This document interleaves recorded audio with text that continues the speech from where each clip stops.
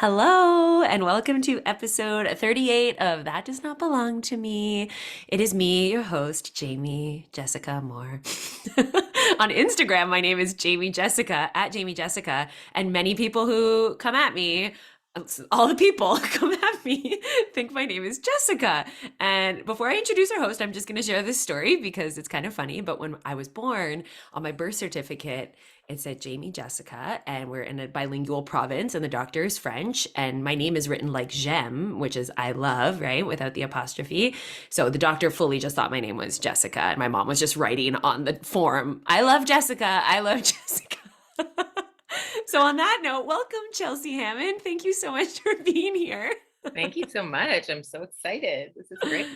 I had to have you on the podcast because in the last episode, which was the first episode of season 4, I mentioned you a whole bunch. And so I just thought it would only be right and fair to the community to just share you with everyone. And we've known each other for a while. You were dating someone back in the day who I went to high school with, and then we parted ways for we never really were that close actually. But then I don't remember how our friendship like got reconnected. It was right around the start of COVID, it seems, that we started doing those Wonder Talks. I think it was Instagram. And I remember just seeing you. And I remember actually a post where you were like, that's it. I'm a life coach. And I was like, yes, yes, yes. I was so excited for you. And so I think that was it. Like we just linked up then. And Yeah. yeah, Yeah. And history. then, I feel like as friendships do, especially Instagram friendships, sometimes like we had a bit of space where we weren't communicating as much. And then I don't know what happened. I just started like everything you were speaking was as if it was speaking directly to me, like over the last little while. And I would say it's almost in line with like my diagnosis and stuff. Like just going through that internal healing, all the healing actually, external, all the things. And so, yeah, and that's what I mentioned a lot in that last episode was just all the programs I've taken with you, which was meditation startup, routine to ritual, and now I'm in the club. Yeah. So yeah, and we'll get to that. I want to just like hear a bit about you first. So I'm always curious, like when you were a little girl, what did you dream of being when you grew up? Oh my goodness. I think from the very beginning, I was just a really big bookworm and I wanted to Mm. be a writer. That was what I always kind of wanted to do. And I mean, it came and it went. And then when I went to school, I kind of forgot about it because there was just, to be a writer is like this kind of abstract thing. It's not anything that anybody, I think ever takes seriously, especially when you're younger. But it's kind of come full circle now, and I'm kind of back on that track. But when I was younger, I think I really did want to be a writer. I was just very isolated, and I wanted to be alone in my own kind of space. Mhm. And I mean, I studied a bunch of other things, but that was pretty much what I wanted to Okay. be. Yeah, it's making me remember that I also wanted to be a writer, but I also wanted to be a teacher, and I also wanted to be in the WNBA. There's And I still also time. wanted to be an actress. And so yeah, but it's funny because I was thinking recently about how I did used to want to be a writer. And I wasn't so much of a bookworm. I don't even know. I guess I would write stories and stuff like that. Um, but yeah, and now I'm realizing now I'm like, I think I am a writer. Like it's funny how we don't give ourselves that title necessarily unless like I guess we've written a book or something. But I was shoveling the other day and there's a situation right now with my dad and his neighbor, and my dad has to tear down this porch that he built above his like low porch so that he could see over his neighbor's new fence so that he could still see the lake. So he just kind of worked around the fact that this neighbor built this like wall that stole his view. And Mhm. anyways, I was shoveling and I was really like just angry. And it wasn't like I was rational about the right or wrong of it. Like my dad didn't apply for a permit and so that's probably wrong and and I didn't like I was just like fuck all that. And Mhm. so as I was shoveling, I was like making up a story in my head and I got inside and I had other work I needed to do and I just like typed out this story and it almost came out like a childlike story about a man named George who got his sunset stolen from him and it just got like really nice like and sent it to my dad and he made him cry a little bit, which I was like yes, success. Mhm. And then I like asked for permission to share it, like because I didn't want Mhm. a story that he didn't want shared, but he did. And yeah, anyways, all that to say is I am a writer too, and so are you. We all are. That's the Yeah. thing, is we all are. And it's funny because I've been speaking to a few people lately who come to me with the blocked belief that they can't write. And I'm like, it's such a crazy, crazy thing, because if you can speak, you can write. If you can think, Yes. you can write, you know? So I think we all are in our own ways. It's just a lot of us have these blocks that we think we have to be a perfect writer in Right. order to be a writer, you know? Absolutely. And I also think like I'm so glad we're on this topic because I've first of all never interviewed a writer before. So this is fun. And probably everyone I've interviewed is a writer, actually, you know. Mm. But my friend Jess and I signed up for this like Hay House, which I guess is a publishing company. They had this 5-day free book writing, you know, not challenge or whatever you call it.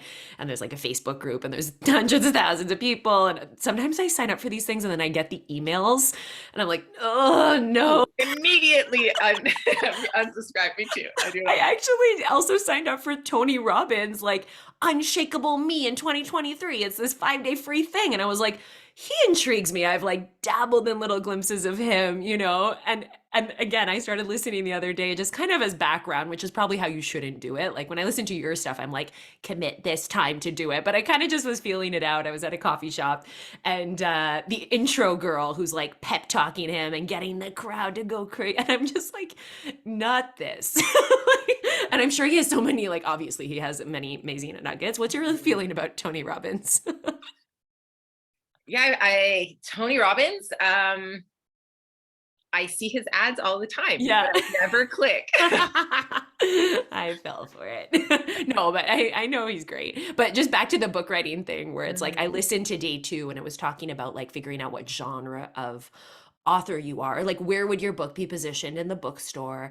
And Mm. what sort of almost promises would your book title or cover even make to people that you would have to obviously like hopefully fulfill? Like, you know, you can't please everyone, but it was neat to get those little prompts because I do feel, and I'm curious because I think you're in the book writing process, but like that's the part where I'm like, how do you even begin? I have notes in my phone, I have a folder in my Google Mm. thing, so that's a good start, I think. And I've got some chapter ideas, but like it just seems like such an overwhelming It, project to take on.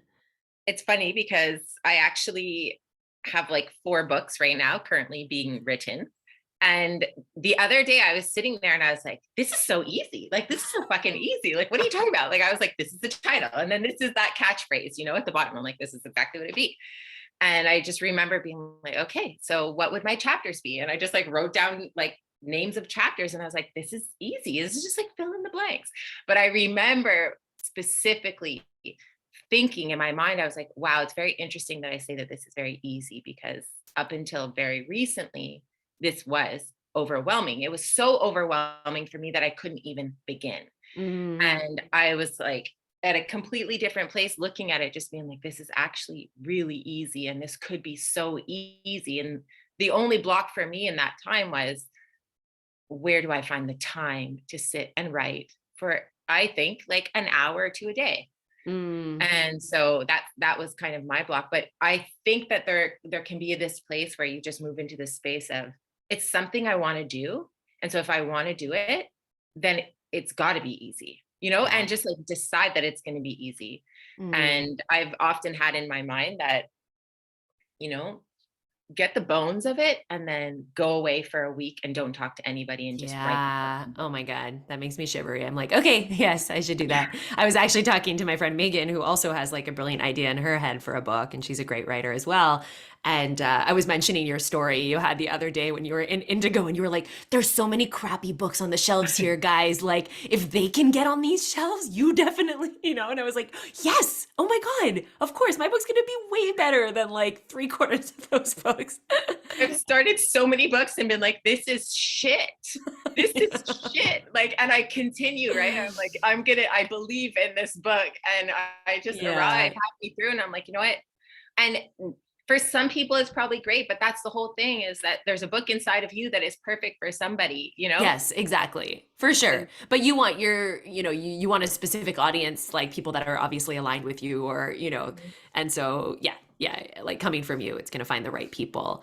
Actually, I just want to throw in a little human design at the start, just because I think it's interesting. And one of the reasons I do this like human design type podcast is like talking to someone, let's say you, who happens to probably be a generator. I'll explain more, but is that as we talk about your life and everything, it might just kind of make sense, and it gives people an understanding of maybe how a generator could work. And I do speak to a lot of manifesting generators, generator types, so I do want to draw in a few other energy types because obviously I don't want to leave out the projectors, manifestors, reflectors of the world, but just to give a little bit of an understanding. And the reason I say that we think she's a generator is because she got a reading from someone else who is a good friend of ours, Eliza. And I don't, sometimes birth info gets wrong. I've done a full reading for someone once and I had the wrong birth time and they noticed it. And then when I changed the time, it changed everything. Like it changed a good chunk about their design. I was like, okay, now I have to redo this reading. But it's only happened once, which is not bad. So, anyways, according to my information, you're a generator, which I think makes sense. But it's funny when you said, you know what, Eliza said I'm a manifester. And I was like, maybe she is a manifester. And manifestors are like, very leader energy and very just get to it. Like just do the damn thing. They're 10 steps ahead of everyone. And sometimes that pushes some people away. There's like what they call a bit of a repelling aura, and not in a bad way. It's just like pushing away the wrong people and stuff. And I do feel you have, not that you're repelling, but like, you know, you do have that quality of like, I'm just going to be me and like jump on board or not. That's totally up to you. But Absolutely. then also the generator side, like, so maybe you're a manifesting generator. You can be whatever the hell you want to be. But yeah, that generator energy, which is more the like, you know, I'm sure you've at times been up at like 10 o'clock at night. Like you've said, like some of your programs have been created on mushroom trips, like overnight or whatever. And like, that's just where we 3 don't. a.m. is the golden hour. I'm telling you. Yeah, Yeah. and that's where we just don't have to limit ourselves, and anyone really, in terms of like this structure of when your working hours should be and when, like, especially if you're in a creative field, it's like you can't pull that out of your ass. Like my friend had to write she had a deadline for this article this morning, and she was like, I hope I wake up like, you know, with that inspiration. And have you ever had a situation actually where you have to kind of pull that inspiration? Because I feel like you and I run very organically in terms of our creating and sharing. But do you feel like you've Yeah. sometimes had to just pull it out There of your have ass? been times, there have been times, and like to be quite honest, and I've even said it on some of my courses. A lot of my courses, I design them and I create them and I have the whole plan. And for whatever reason, the day of, I have this like guidance. I don't know what it is, intuition, whatever you want to call it. That's like, no, that's not what you're teaching tonight. You're teaching something else. And there have been times where it's what you had on your outline is not what you're teaching, but it is unclear what you will be teaching. And I just have to like Yeah, I love buckle that. up. And there was, I remember one class where I had to just, and I actually sat in a different chair in my house and like really made sure that I was not in this space where I typically was, because it was very clear to me that this is an intuitive like channel that's about to happen.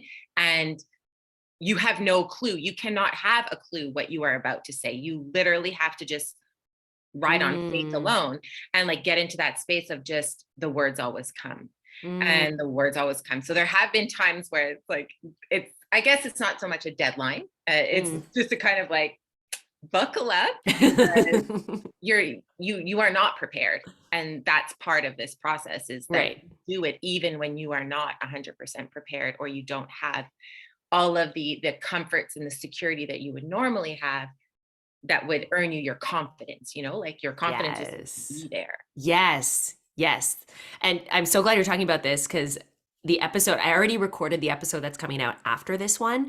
And I debated because you and it's Natalie Vancier of Tour de Soul. I don't know if you know her at all. Anyways, I'll connect you because there's a lot of similarities and I was worried it would be almost too similar, but and already there's like a bit of overlap, but I think it's really great. And I also just think that if anyone's listening and they're not an entrepreneur, I think this is a very valid, like very valid advice or a very valid point, right? Just that sometimes we over plan things and in reality that just restricts us, and it's like and like part of this podcast too is just connecting with our inner guidance, right? And like figuring Mhm. out how we can do that. So if part of it means going in like, okay, I have my notes in this book but I forgot my notebook at home. That Yeah. happened today in my yoga class and I was like, that was one of the best classes. Everyone was chuckling and like, I forgot my book. Perfect, great. So where can I actually pull from rather than like pages? Yeah. And that's, I think that the more connected you are with yourself, the easier it is to just whoom, like pull it out Mhm. wherever it's supposed to be, you know? And that's where I think a lot of people hold on to their like their notebook or their Yeah. course that they took or that Yeah. thing that, and they look to that for the authority, right? Yeah, They look to that. exactly. That's what makes me a good teacher. That's what makes me. And the reality, I think, is that you have to know that you are good, that you are a good teacher, that you are a good leader, that you are a good entrepreneur, independent of Mhm. fucking anything. Yeah. I'm gonna pause it for a second Okay. just to let Marley run his course. Yeah, and exactly on that note is that we've already been chatting for a good little while and we're talking about things that I had no idea we would talk about, as in like I have a little notebook here with a game plan and it's just gone so like beautifully organic that, and that's what I love. And like anyone listening to this, this is exactly what you were supposed to be listening to, is either about the writing or about this internal intuitive guidance, like just kind of Mhm. trusting into those things, like they mean something. And something else that I've been thinking about that I heard in a podcast, it was Glennon Doyle's podcast, and she talked about how, this is sort of on point, but how basically she decided that everything was going to have kind of equal importance in her life. And I kind of like this idea, and I'm just like wrapping my head around it. Sometimes it takes me a little while, but just saying like, this podcast interview is actually no more important than like your cup of coffee you had beforehand or the walk you took with your dog, or and I kind of like that idea. And it doesn't mean you're not taking it seriously, it doesn't mean you're not sometimes preparing for things, obviously, like, but it just means that you kind of get to go in it like, just I think with a lot less pressure, actually a lot more freedom. Well, and that's if, I really like that idea a lot, and I'm thinking about it now. And this last night I was having a conversation just about, and I think it was Eckhart Tolle that had said, you're only 70% of the time, you're supposed to literally just be in the present moment. That's it. 30% of the time, you can be engaged with your thinking and the thoughts that are coming in and maybe whatever you're working on or whatever, but it's about being in the present moment. That really is the goal of the majority of your life. And if you every single thing is just as important as the next, then the Mm, goal is really just to be present in every single moment. And being present in this podcast just as equally as being present in your coffee in the morning, your conversation later. Like, I like yeah. that a lot. Because Yeah. I think if you have that hierarchy of like, this is more important than this, especially as a mom, it's more important that I'm making supper than it is that I'm spending time with my son. Then my son standing in the kitchen trying to have a conversation with me, I'm not going to be as present with him because I'm Hmm. holding this, like, I need to make supper before 6 o'clock. Like, that's the priority. That's like what's more important. So it's Yeah. kind of cool to just kind of be like everything. Yeah. And what Mhm. do you think the reality is of that supposed 70% that people spend present? What do you think the actual percentage is? Oh, I think the reality is most people probably spend 90% of their time in their head. Yeah. I Yeah. really think that. I really, really, really think that Hmm.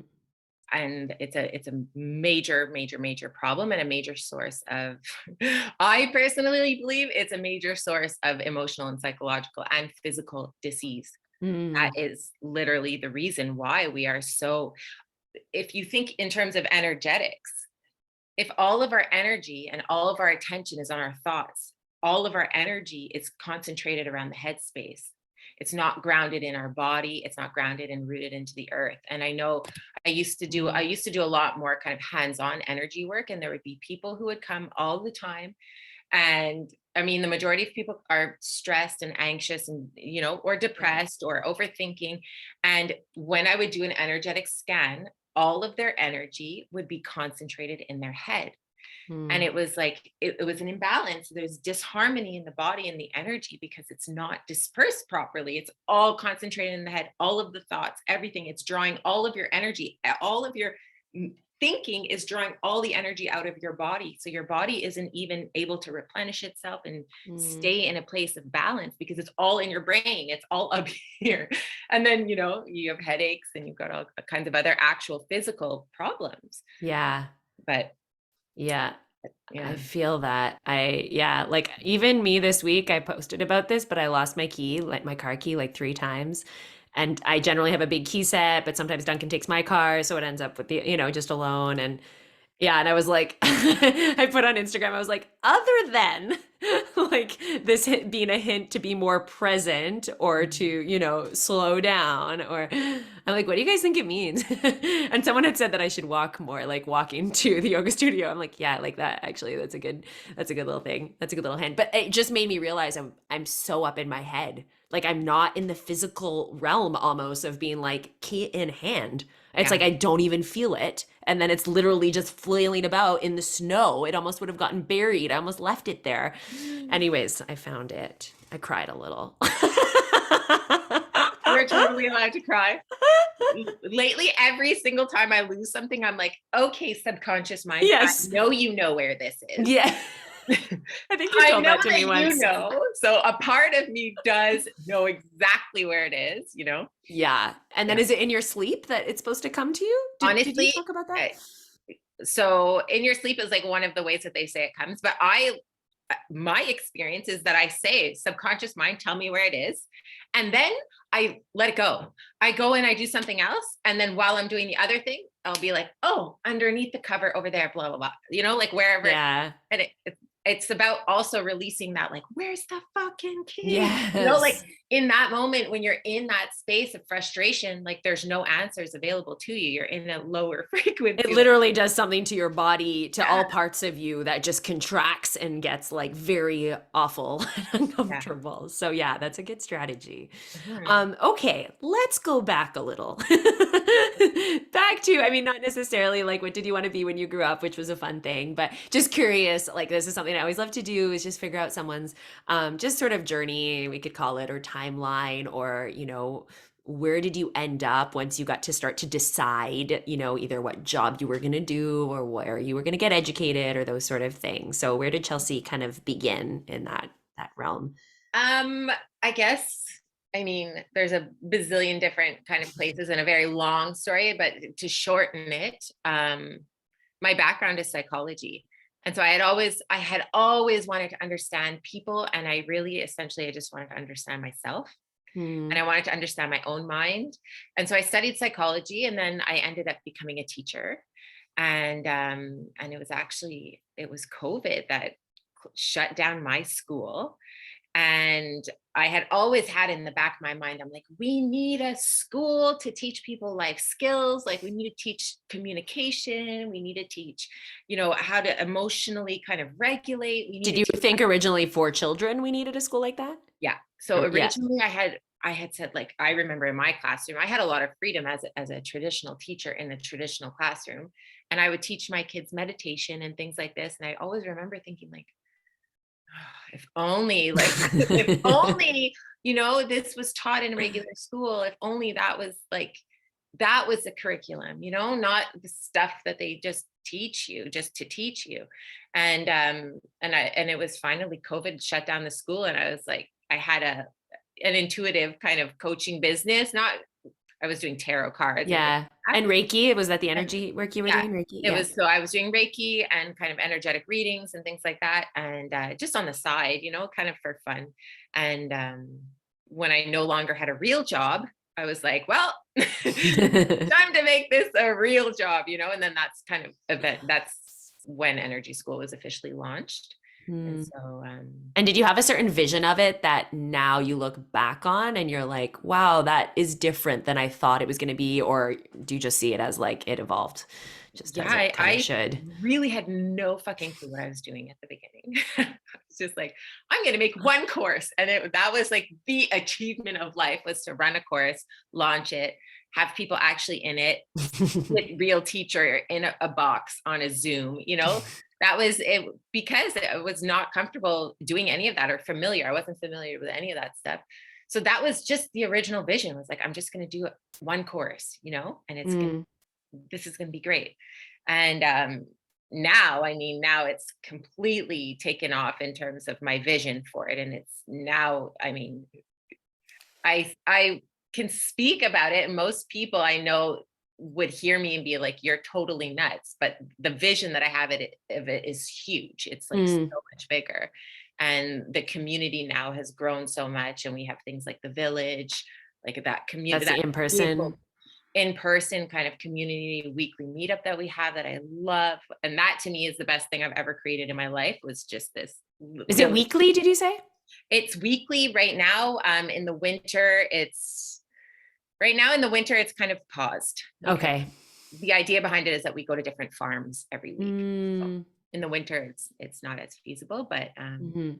but yeah, so it's really grown. And now I have this huge vision of energy school that I want it to actually be a real huge kind of university for people to go and have, also dedicated spots for kids to do Is homeschooling. that And gonna be in your castle? it is. And this is exactly the place where it's going to be. That's going to be the first location in my ideas. I'm going to have different locations all around the world at different energetic points around the world. Oh. So this So way, I mean, my vision is like very large, and it's like X-Men school all over the world, different locations, different. I can't wait to interview you in like 5 years. Yeah, I mean, we don't need to put a timeline on it or anything, but mhm. so okay, let's just talk for a moment about your process of calling those things in, and we can call it like I love talking about manifestation, especially with people who have experience in it, but also around the awareness that some people might be like either put off by that word or just resist it because it's too woo or for whatever reason, or they've tried manifesting and then it didn't happen. And I feel like I have this quote in my head, and it's actually from the daily meditation you shared, which is not really a meditation, and I can't remember the man's name, but it's Oprah interviewing Oh him. yeah, Malcolm.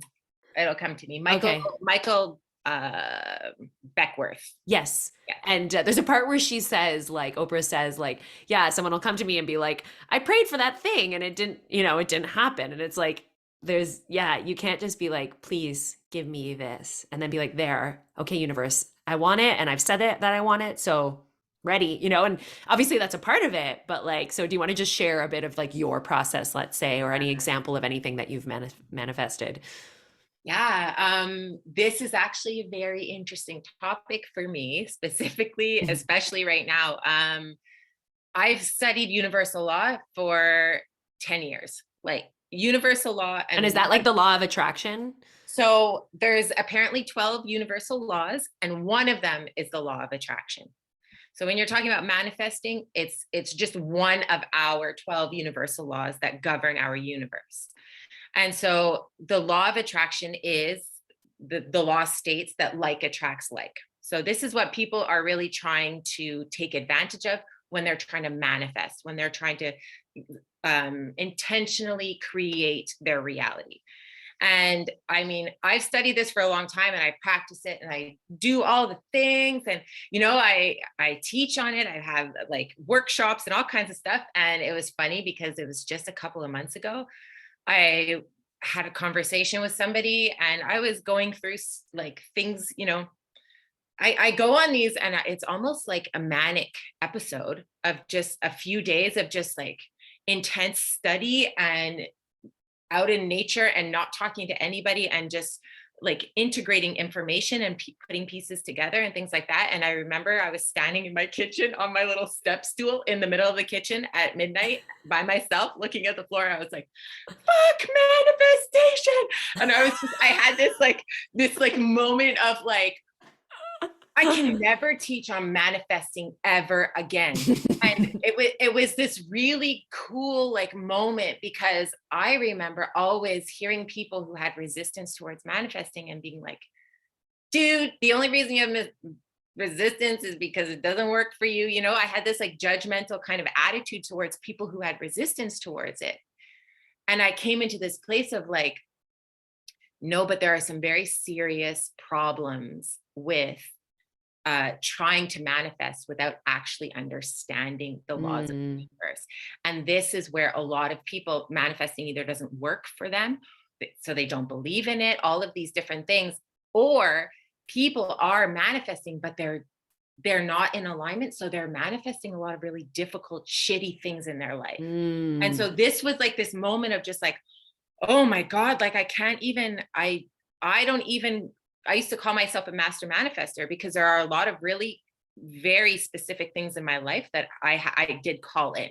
And I very much worked to get myself into alignment with those things. And then I was certain about it. and then I released it. Like I did the whole process, and then it came. My house is a perfect Yeah. example of that. And so there's a lot of that, but I've realized that there's a really, really important part that a lot of people miss, and that's the fact that when you intentionally are trying to manifest, when you are saying, I want this thing, there's a fine line between that being okay and that being you rejecting your current reality. Mm.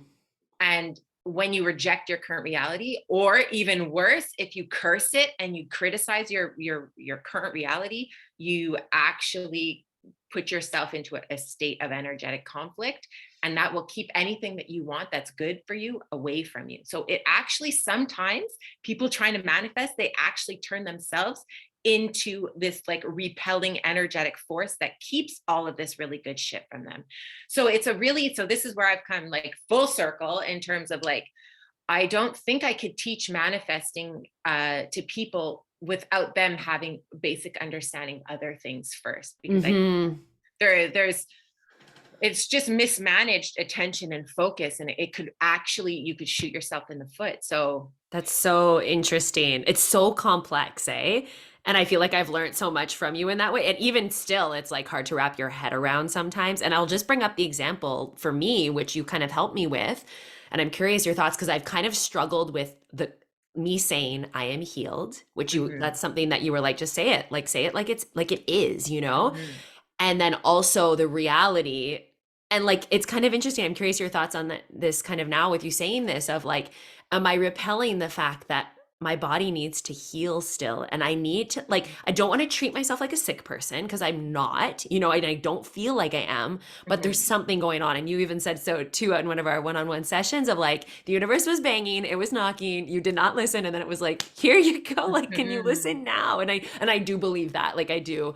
And so now I'm like just trying to, I don't know, find that balance between like, I'm good, I don't want Mhm. cancer in my face, I don't want to talk about it. And then this other side of me that's like, actually, sometimes I like to talk about it, and I like to share my story in case it helps someone else, or, and like, and then also awareness around like, I have like, I can feel lumps in my neck. And I, every time, like my friend asked me yesterday, like, do you think about it a lot? And I was like, actually, I think about it a lot, which might be a problem, but I have these like physical reality. And I know you said I have a little lump on my wrist, and I'm like, every time I feel it, I'm like, cancer. And then you're like, gratitude, let that be like your gratitude button, so there is Mhm. that switch we can make.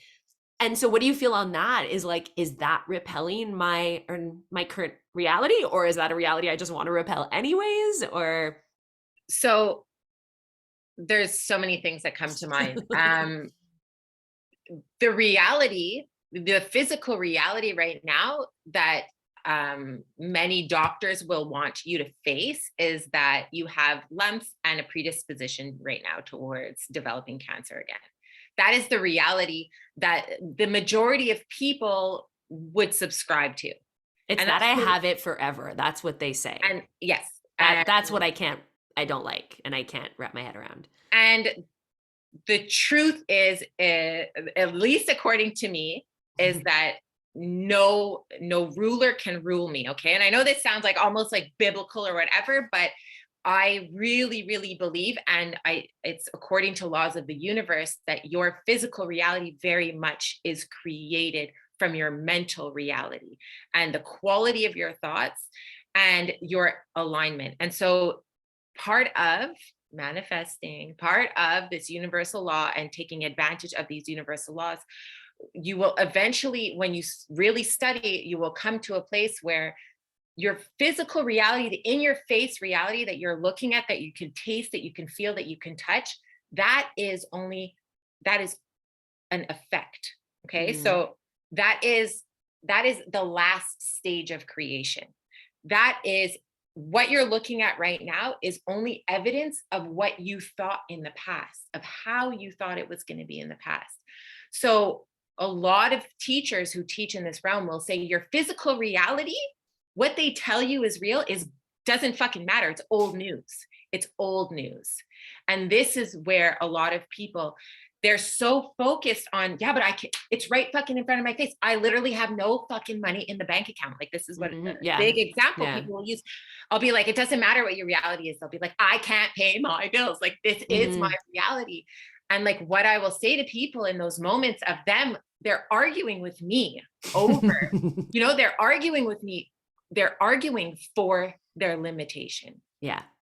They're arguing, they're saying, but it's so real. And I'm saying, the more that you affirm that it's real, the more real it will become.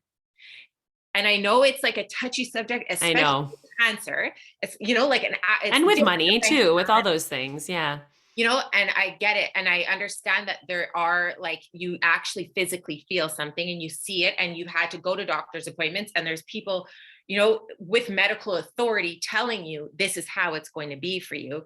I think at a certain point, when you decide that your life is your own, and it's not an easy thing to do, because nobody teaches us how to do it. This is the whole point of energy school. Nobody teaches you that at a certain point, you are a sovereign being. You get to decide how your life is going to be.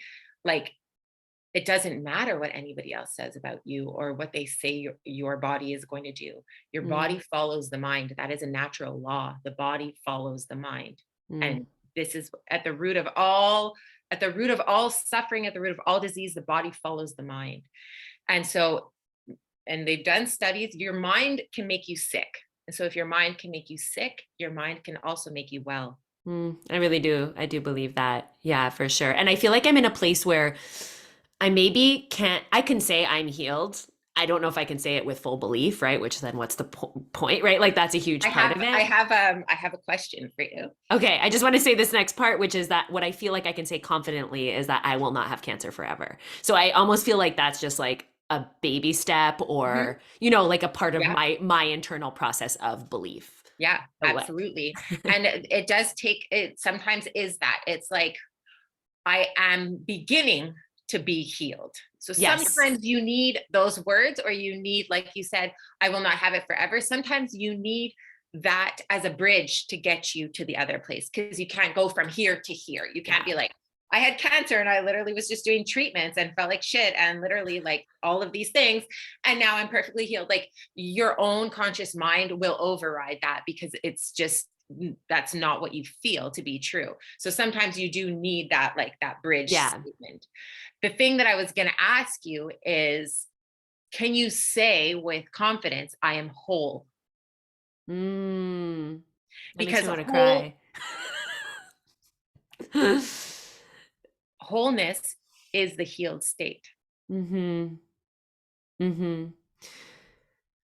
I literally I don't have my phone with me, but I literally just wrote in my notes something about that. It was about losing my fucking keys. And it was like, even if you've lost something, you are whole. And that makes me want to cry too.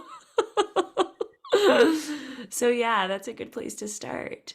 That might be, I would say, from a manifesting perspective, the word healed for you might carry so much resistance that you might want to abandon it completely. And you might just want to move to, I am whole. And I'm whole even if I have lumps in my neck and I'm still doing my, still doing this process. And I'm on a process towards wholeness, and I am beginning to feel whole, and I'm collecting the pieces of myself that I abandoned. I'm collecting the pieces of myself along the way that I maybe neglected. I'm collecting the pieces of myself that I didn't even know I needed. And I'm slowly bringing it all back together. And I'm going into this process of integration where I'm going to be in a place of wholeness. And that in itself, there are a lot of theories in terms of, in the realm of manifestation and disease, physical disease, is that the source of physical disease is this belief that there's something inherently fucked up and wrong with you. So this belief is like, there's something wrong with me. It's not conscious. None of this is conscious, but there's these beliefs that I'm not whole, I'm fucked up, I'm broken, I'm not good enough. Whatever it is, there's this belief that there's something wrong with you, and you don't realize it, but subconsciously you're telling your body that there's something wrong. And so your body responds by creating something wrong. So even that might be something for you to think about. It's like, I am whole. And Mm-hmm. you might not be able to say it all the time, but this is the fun part, is that you find out in which places or which relationships or which conversations or which like things that you do, activities that you do, which ones make you feel whole. Mm. And then you just fucking do them all the time. That's all you do. And that's all you do. Then that's your assignment for healing, is to just do that stuff, you know? Okay, well, I first of all feel like I'm really glad I do this podcast so I can get like free therapy sessions. But no, I was talking about like, and thank you for that. I totally agree. Also, are we ever healed? Are we ever fully healed? I think, to be very honest, 100%. We can To me, be. I absolutely, and it's my belief, right? And I So don't just mean of cancer, of, obviously, of but yeah. everything. And this is my absolute belief. And I've charged this belief. And so now this reality is possible for me because I have the belief that I can be healed. If you carry the belief that can anyone ever be healed, Yep. or if you carry that belief, then you will never get to that place, you know? Yes. So this is where, and the best part is you get to decide your belief. Yeah. So Yeah. I believe there's these moments where, and like I've had this is a whole other podcast episode, but like very interesting things that have been happening to me. And I've come into this place of like, holy shit, I am fucking perfect. There's nothing wrong. You know, like come into that, like that Yeah. confidence. And that sentence might even be triggering for some people, but like I've come into that place where I feel like, wow, okay, this Mm-hmm. is it. This is what people are looking for, you know? Mm-hmm. Mhm. Yeah. And I was just talking again to a friend about you because I feel like I had gotten some therapy sessions like around, cancer stuff or just trying to, I feel like I've always wanted to go to therapy. I did psychology too, and I was always intrigued, but I felt like I mean, everyone should go to therapy, but I Mhm. felt like I never had a specific reason to go. And finally I was like, yay, cancer. But I was not fully like satisfied, I guess. And then it was like, there was just one day you had texted me being like, I dreamt about you. And I was like, I literally woke up thinking about you. And I think I'd been in one of your programs at the time. It might have been the meditation startup. And I was like, I need you. Like, and the sessions that we've had one on one, I think there's been maybe 3, let's say. And yeah, there's just like mind blowing things that come out of it. And I feel like you will just slap shit in my face. And I'm like, yes, okay. And it gives me goosebumps, and I always know those are the things I needed to hear, or you know what I mean. So I'm just so grateful for that. I want to know if you wanted to share anything about, okay, wait, no, before that, we'll close with like your programs and stuff, because I shared so much about, well, I shared about them and how much I love them, but I'm curious, can we just talk about the coaching industry for a second? I feel like this could Yes. be a whole other podcast. Yeah, but this is like a big pivot, but Yeah. yeah, just curious because I feel like I have you in my life right now in terms of the club, which is a full year long. And I debated, and you can share more about how that works, but I was like, I'm already in this other program with this hypnotherapist, Anna Marbeck, called The Coven of Badasses, which Mm. I just thought, like, I love both of your energies. The club hadn't seen yet, and I saw her program, and I was like, that feels like something I need. And it's a similar concept of like every 2 weeks, so like twice a month you see each other, and it's just that sort of accountability. And I felt like what I needed more this season of my life / this next year was more like the soul work, the deep work versus like the business work. Like Mhm. often I would get a business coach, right? And I Mhm. have no doubt this is going to make my businesses run so much better, like doing this work. Yeah. But what I was going to say is that both of your programs were like extremely affordable, to the point where I Mhm. could do both, actually, which Mhm. some might not advise, like, jumping into too many things like that. And I have to be careful of things like that. But I just feel like we're sort of in that realm. And I don't think it's keeping us small, or that's the thing that's happening. But I'm just curious your thoughts on, some of these other like coaches that we see, and ones that I've paid thousands of dollars to. And I feel like I have more mind blowing, blows my life up too, in a good way, but like breakthroughs with, Mhm. and not to say because you charge less and like you charge, I don't know what, like, it doesn't matter the money Mhm. amount actually, but just curious your thoughts around like, I guess, coaches and charging Yeah. and that industry and that pyramid scheme that we're in. Yeah. And So yeah. we're not in it. We're not in it, but it is. Yeah. I have like and I think it's almost this like rebellious nature that I've had from the beginning, that people who just charge a shit ton of money, I just am repelled by them in terms of just like, you know, I don't think that I hold any type of wisdom within me that is worth you spending like 2 months of your salary to pay for me. Yeah. Like, I really truly believe that the wisdom I have, everyone has. And it's just me translating it into like, things that reach people where it needs to be reached. And so I've invested in some programs that were thousands of dollars, and I have a firm belief that whatever I buy is worth every penny. Yep. Yep. It's a good place to start. But I've also witnessed spending thousands of dollars and having no actual connection with the coach, and that was and it was perfectly fine, and I did really get what I needed. But I know that I operate my business very differently, and I don't operate my business from a place of I need to make $10,000 on this launch, so I need 10 people in it, and I don't work my way backwards from the math. Do you know what I mean? Yes. Yes. I am coming always from a place of like, the right people are going to join. Mm, There's going to be as many people that there are supposed to be. And I set a price that I know I would be comfortable paying myself. mm. And that's where I live right now.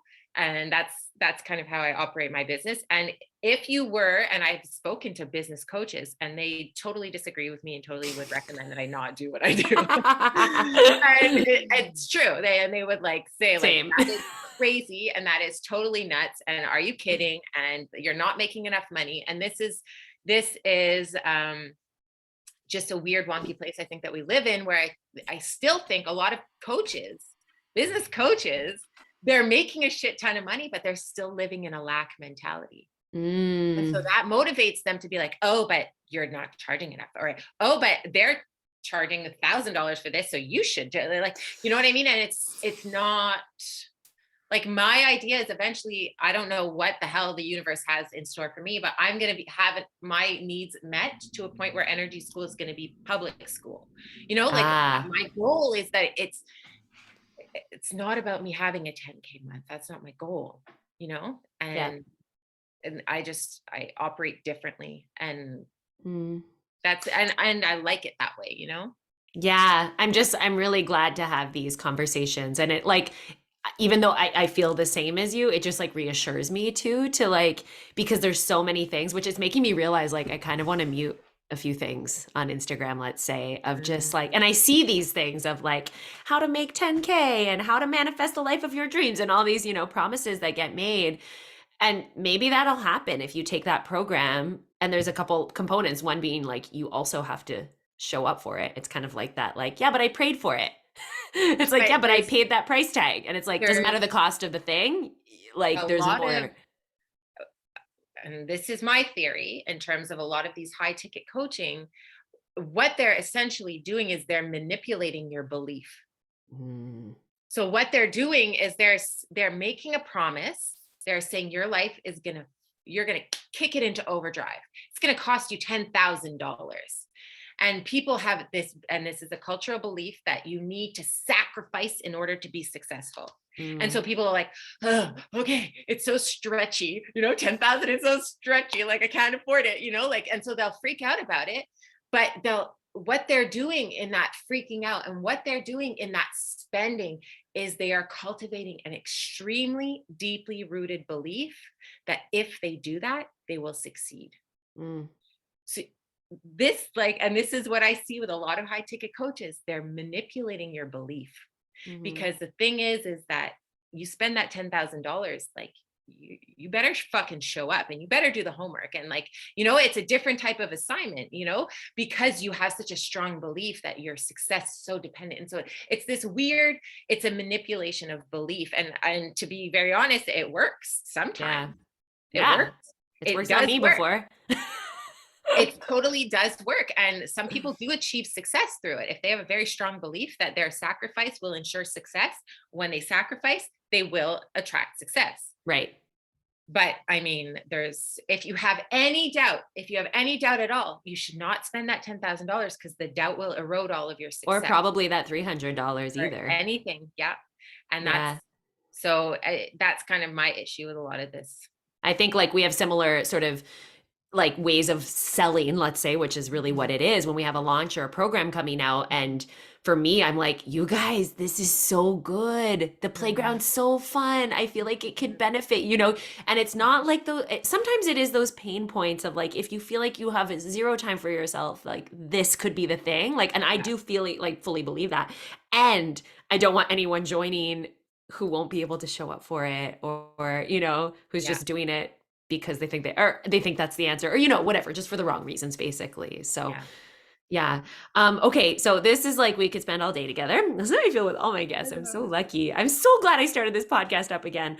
I was gonna take a break I know, this is amazing. Like, this and is, then I yeah, think, I was like, you should have a podcast. I was thinking that partway through. And then I'll be on it and then we'll just be like back and forth. But one of the things, and like we'll do this maybe as briefly as you want it to be, but in the last episode, I kind of pulled out some of my favorite pieces of Meditation Startup. I talked about how that statement that you had said early on or something that was like, it's not about clearing your thoughts completely, it's the quality of your thoughts, right? And I was just like, oh, and it's like sort of spinning back to kind of what we spoke about before of all the time spent up there. And then with routine to ritual, it was the window of possibility. And I kind of created this, like, I already had a beautiful kitchen sink window, but yeah, just changing my relationship with it, that it made me like stop and check in with myself. What am I thinking about? So those were kind of the two standouts of those programs. But if there's anything that you would want to share that's like one of your favorite like little tidbits or pieces, and you've already shared so many little bits of wisdom, but what would it be? And whether it be from your courses or just from anything. um okay, so this is like this is part of this revelation. This kind of like, the last 2 weeks have been, again, one of these like manic kind of creative inspired episodes. And what has like really come out of this has just been this, it's like a deep reverence for yourself. And so what I would offer to people, and this is the thing, is that I recognize right now that it's just the planting of a seed, because this is not a natural way for us to think about who we are. But what I'm really realizing is, like, we are all literally like divinity. We are divine creatures, and none of us understand this. And so this is what I mean by, I'm literally planting a seed, because it's a much bigger thing. But one thing that I would offer to everybody is like, what if, like, that possibility window, Mm-hmm. what if actually you're an extremely powerful being? Like, Mm-hmm. what if you actually can create the exact life that you want? What if you deserve that love that you've always craved? What if you, the purpose of you coming here is to actually write that book? What if the purpose of you coming here is to just spend all of your days doing what you love? Like, what if you are a divine being and you actually like are allowed to live as that?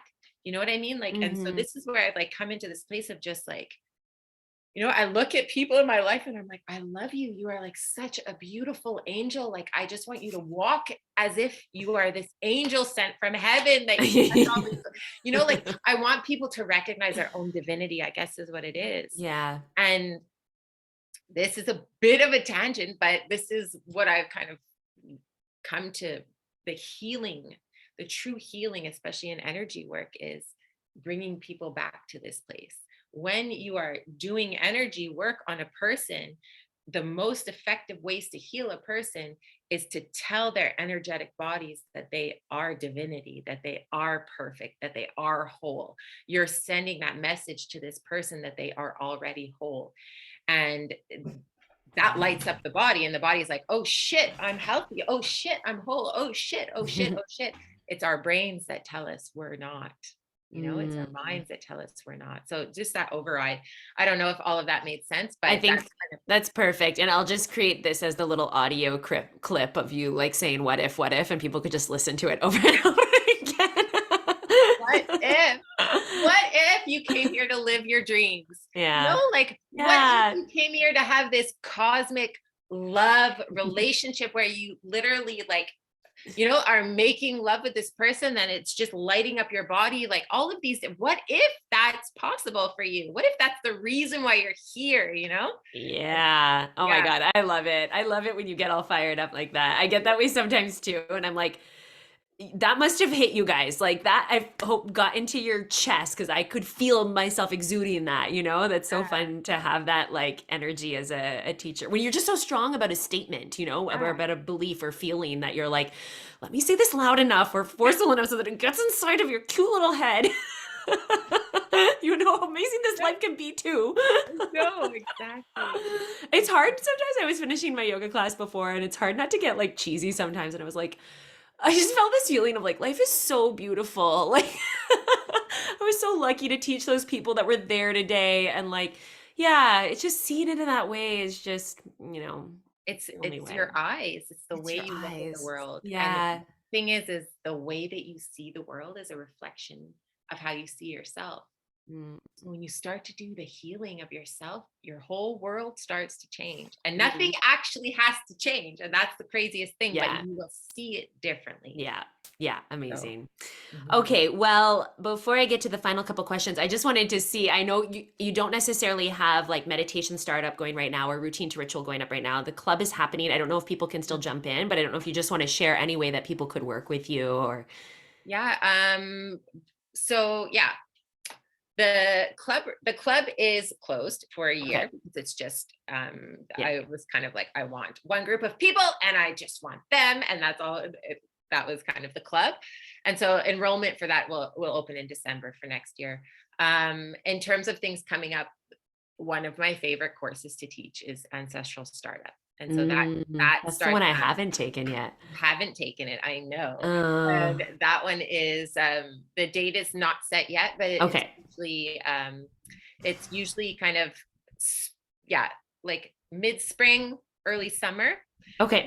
And that course is to me that is the course that you take as the foundation of healing. Hmm.